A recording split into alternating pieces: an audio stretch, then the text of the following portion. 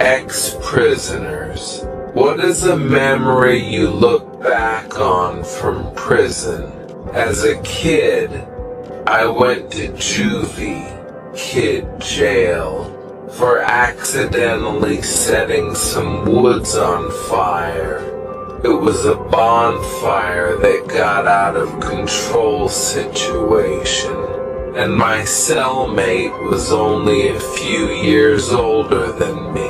He was a super nice, laid-back guy.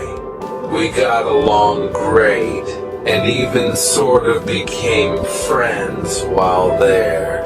I was just a kid, so I didn't really ask any. Ex-prisoners. What is a memory you look back on from prison? As a kid, I went to juvie, kid jail.